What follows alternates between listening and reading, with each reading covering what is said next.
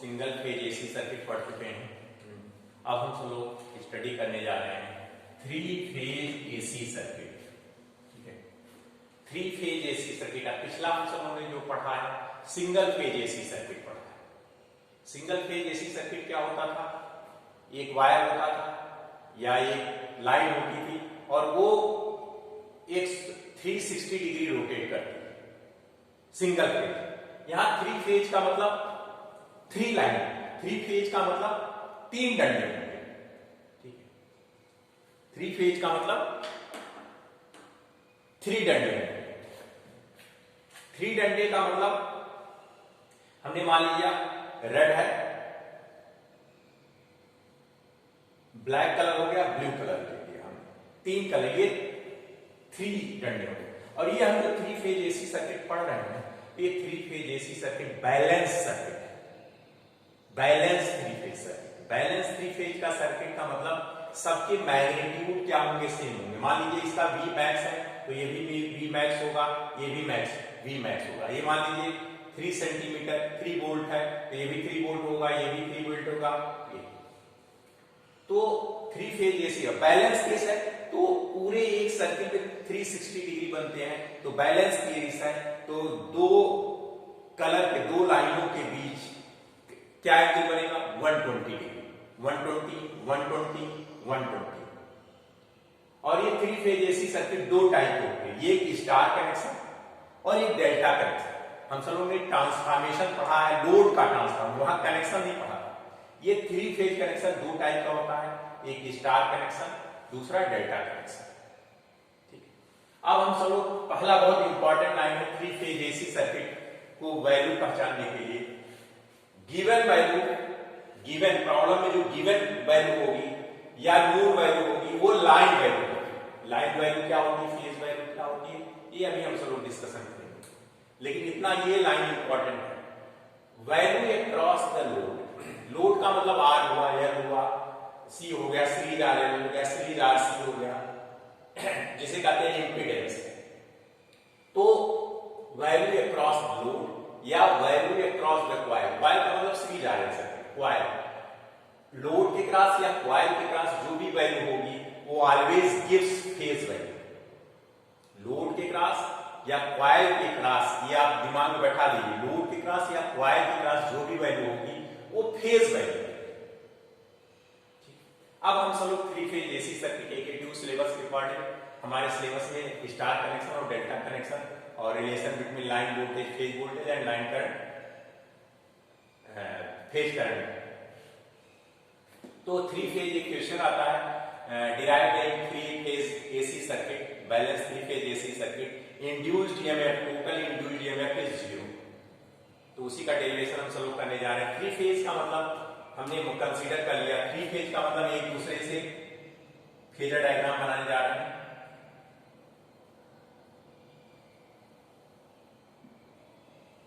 एक दूसरे से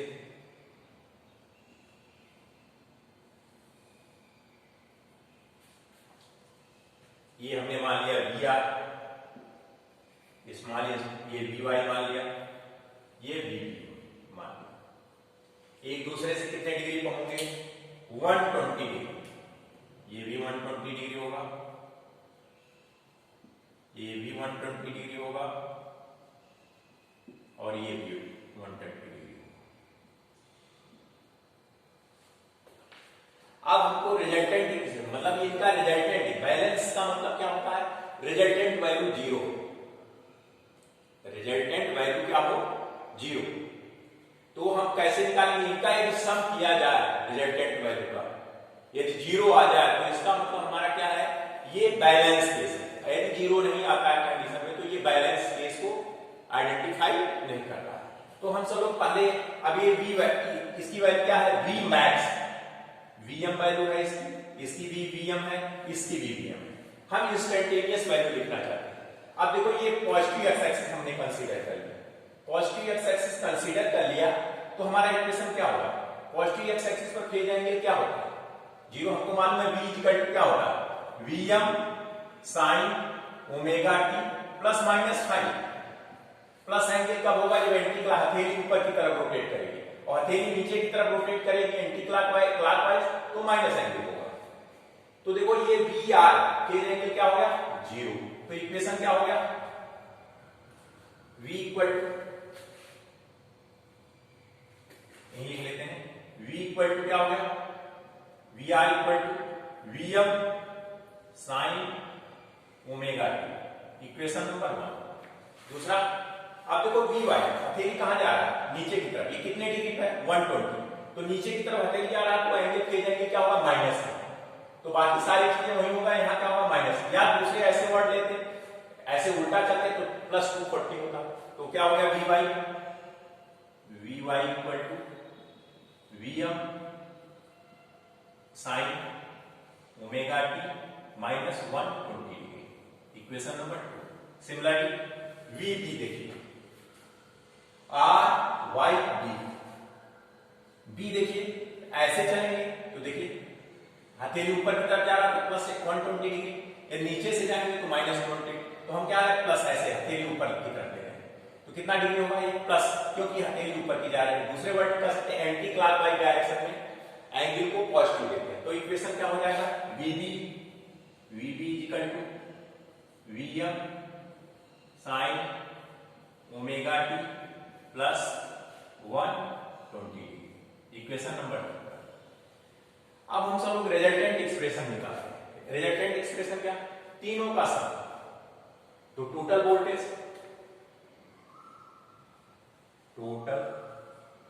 voltage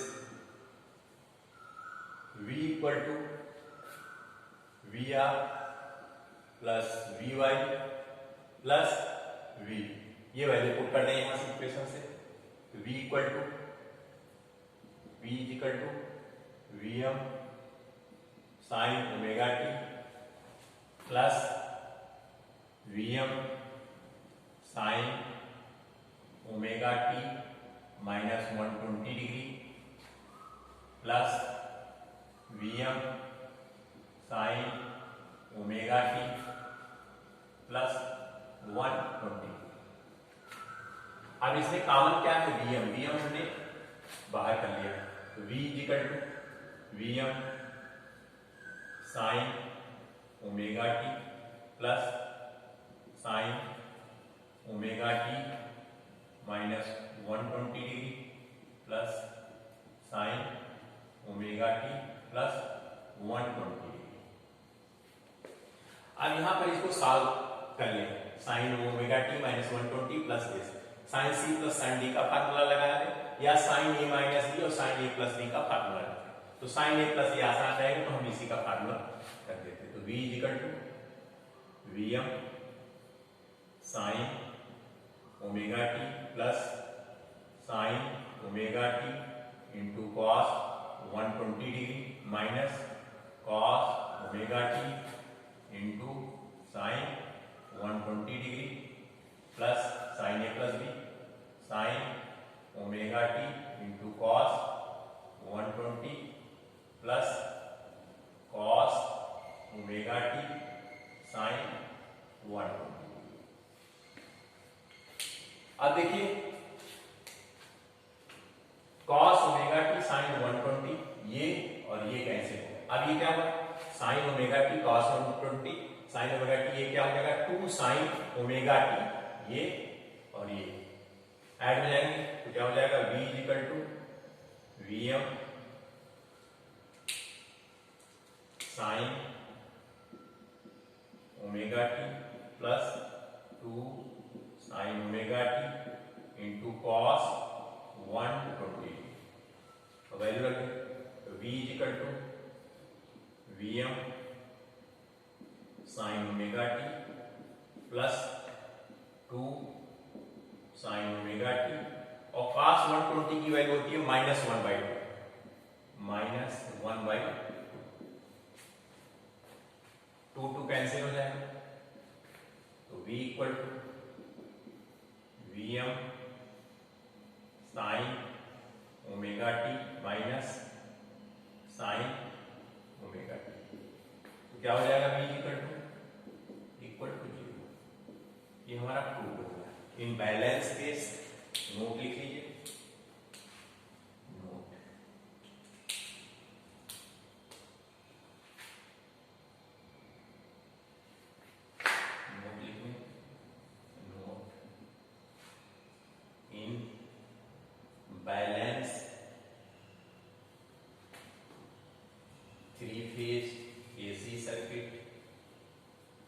total induced EMF, total induced EMF is equal to 0.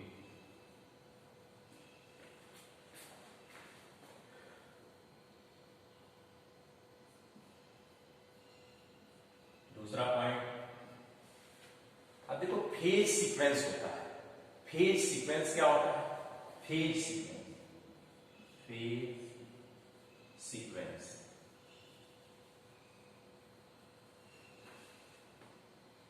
Phase sequence क्या होता है? जैसे हमने फेज सीक्वेंस लिया आर वाई एंड बी, ये आर से वाई चला, वाई से बी चला, बी से आर, ये क्लॉकवाइज सीक्वेंस हुआ। कौन सा सीक्वेंस हुआ? क्लॉकवाइज। दूसरा सीक्वेंस क्या हो सकता है? Anti clockwise. Anti clockwise sequence क्या हो सकता है? आर से बी एंड बी से वाई और वाई से आर। तो जैसे हमने लिया R Y B, R Y B क्या हुआ? ये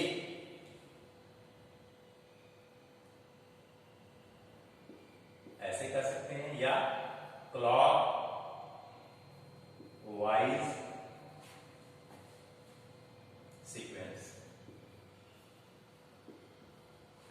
दूसरा आर बी वाई, ये कैसा चल रहा है? एंटी क्लॉकवाइज,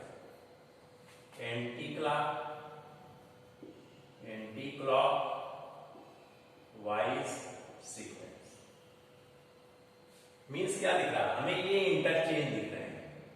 तो यदि एबीसी लिखा, मान लो एबीसी सीक्वेंस लिख दिया, तो ये दोनों चेंज हो। दूसरा सीक्वेंस क्या होगा? ए सी बी, ये चेंज। एक्स वाई जेड लिखा सीक्वेंस में तो क्या हो जाएगा? ये दोनों चेंज होंगे। तो दूसरा सीक्वेंस क्या होगा? X Z Y. ये हमारा total induced EMF in balance 3 phase AC circuit 0, ये कंप्लीट हो गया। अब हम चलो 3 फेज एसी सर्किट क्या होता है? 2 टाइप का होता है। 3 फेज एसी सर्किट क्या होता है? 2 टाइप का होता है।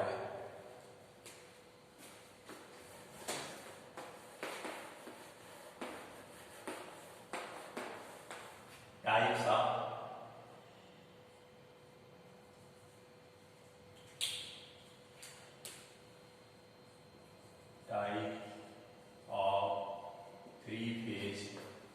एसी सर्किट, ये 2 टाइप का होता है। एक क्या होता है? स्टार कनेक्शन, स्टार या इसी को बोलते हैं Y connection, W Y E, Y connection. दूसरा बी पार्ट क्या होता है? डेल्टा कनेक्शन, डेल्टा या इसको रिप्रेजेंट करते हैं delta connection. 3 phase AC circuit क्या होता है? 2 टाइप का। टाइप्स ऑफ 3 फेज एसी, पहला क्या होता है? स्टार या उसी को वाई कनेक्शन बोलते हैं। ये वाई कनेक्शन, सबके टेल एक पॉइंट पर मिल रहे हैं। सबके टेल, स्टार कनेक्शन क्या होगा? सबके टेल एक पॉइंट पर, और हेड क्या है? अलग अलग। देखिए ये कैप अलग है, रेड कलर है, ये ब्लू है, ब्लैक है। तो ये हेड सबके अलग अलग होंगे और एक न्यूट्रल पॉइंट होगा जिसको न्यूट्रल वायर कहते हैं, वो सबके कॉमन होते हैं। डेल्टा क्या होता है? ये का हेड, दूसरे का टेल, इसका तीसरे, दूसरे का हेड और तीसरे का टेल। ये क्या होता है? Delta connection. डेल्टा कनेक्शन में क्या होते हैं? 3 वायर होते हैं, 3 वायर होते हैं। और स्टार कनेक्शन में क्या होता है? 4 वायर होते हैं। स्टार कनेक्शन या जो भी 3 फेज कनेक्शन होता है, आप समझने के लिए जानो, जो मोटा वायर होता है, आपके मोहल्ले में देखे होंगे कि मोटा वाला जो तार होता है, मोटा वाला तार को बोलते हैं लाइन। आप कहते हो कि लाइन जा रही है, कहते हो लाइन जा रही है। लाइन का मतलब वो मोटा वाला तार जो होता है वो लाइन वैल्यू होती है, वो क्या होती है? Line value. और उसमें एक पतला तार होता है। तो मोटे तार और पतले तार के बीच, मोटा तार और न्यूट्रल वायर के बीच का उसको बोलते हैं फेज वोल्टेज। वो अभी हम अगले क्लास में डिस्कशन करेंगे और बताएंगे भी कैसे होगा। तो जो मोटा वाला तार होता है उसको लाइन कहते हैं। वो लाइन वोल्टेज भी हो सकता है। वोल्टेज हमेशा क्या होता है, दो के बीच होता है, दो टर्मिनल के बीच, दो वायर के बीच। करंट क्या होता है, सिंगल फ्लो करता है। ठीक है, अब इसके आगे हम चलो कि स्टार कनेक्शन में डेरिवेशन पढ़ेंगे, relation between line voltage and phase voltage, line current and phase current.